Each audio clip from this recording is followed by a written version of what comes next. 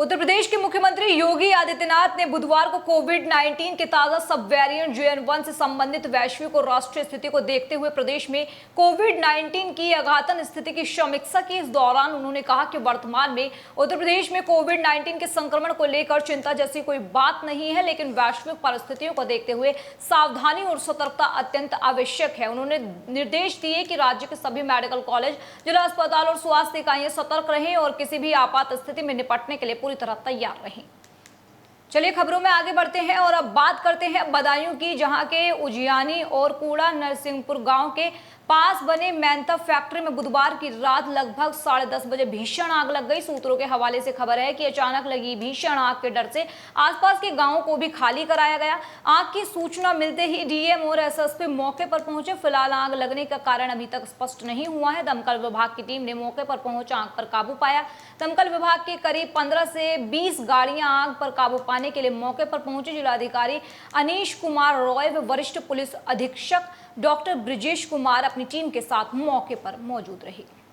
देखिए, कल रात में आंधी के बाद यहाँ मेंथा की जो ये इंडस्ट्री आप देख रहे हैं, इसमें आग की घटना हुई थी। रात भर इसमें पुलिस प्रशासन और फायर ब्रिगेड की टीम्स ने आग पर नियंत्रण पाने का प्रयास किया, तो सुबह जाकर शांत हो पाई है। तो उस समय भी हम लोग यहाँ पर उपलब्ध थे, एसएसपी साहब, मैं, हमारी पूरी टीम यहाँ थी, डिप्टी डायरेक्टर फायर भी आई थिंक यहीं थे। तो अभी तक प्राथमिक कारणों का अंदाज़ा नहीं लग पा रहा है। एक तरह का इंडस्ट्रियल हैज़र्ड ये देखने में आ रहा है। इसमें अच्छी बात यही थी कि जितने भी लेबर थे, कार्मिक थे, वो सब बाहर निकल गए थे और अभी तक किसी के कंफर्म डेथ की यहाँ पर कोई सूचना नहीं है।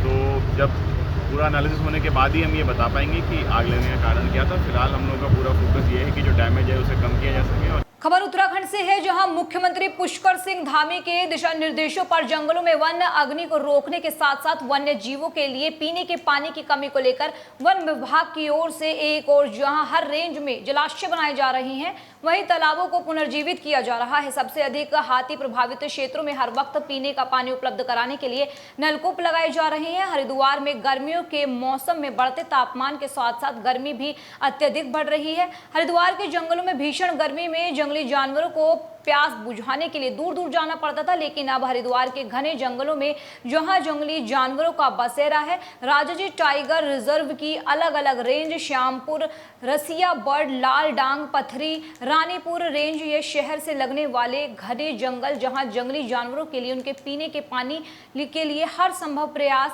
विभिन्न विभागों के द्वारा किया जा रहा है। उनके लिए जगह जगह ट्यूबवेल से पानी पीने की व्यवस्था की गई है। अब जंगल के सभी हाथियों का झुंड, हिरण, तेंदुए, बाघ या अन्य वन्य जीव अपनी प्यास आराम से बुझा सकेंगे।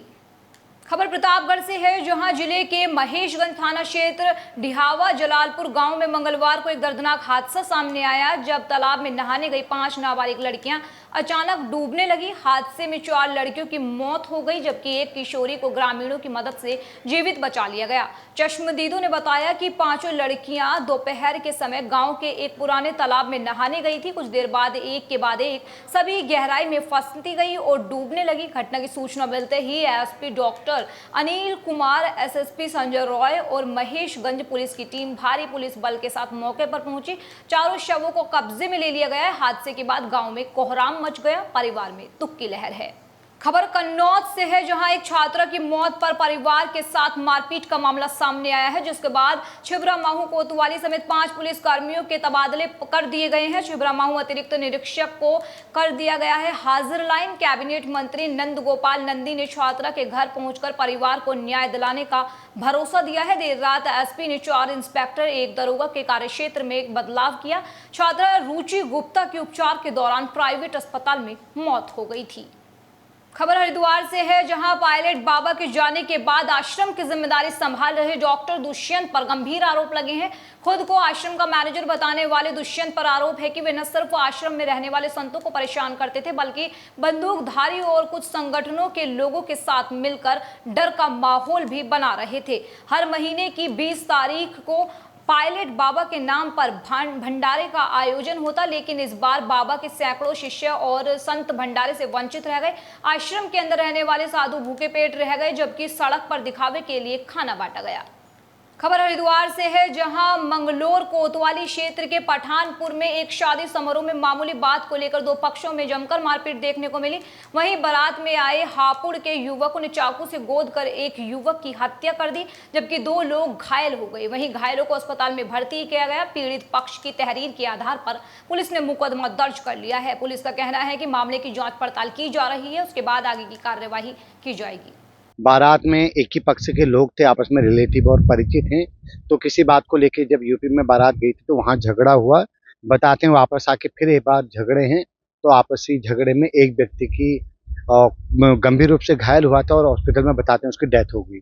तो उसमें हमने जो हत्या का मुकदमा दर्ज कर लिया है, कुछ लोगों से पूछताछ जारी है और जल्दी इसको वर्कआउट कर लेंगे। पुरानी रंजिश नहीं, आज क्षणिक वो बारात में किसी चीज को लेकर झगड़ा हुआ बताया जा रहा है। घायल 2-3 लोग घायल हैं, जिनका ट्रीटमेंट चल रहा है, वो खतरे से बाहर। चलिए खबरों में आगे बढ़ते हैं और अब बात करते हैं अलीगढ़ की, जहां अतरौली में ऑपरेशन सिंदूर की सफलता के उपलक्ष्य में एटा सांसद राजीव सिंह व बेसिक शिक्षा मंत्री संदीप सिंह के नेतृत्व में भारत शौर्य तिरंगा यात्रा रैली का भव्य आयोजन हुआ, जिसका शुभारंभ अतरौली की छोटी KMB कॉलेज से हुआ, जो नगर के राठी चौराहा, बड़ा बाजार, कचरा चौराहा पर भ्रमण करते हुए समाप्त हुई। अतरौली के घंटाघर चौराहे पर खत्म हुई। वहीं रैली के उपरांत भाजपा कार्यकर्ताओं में उत्साह देखने को मिला।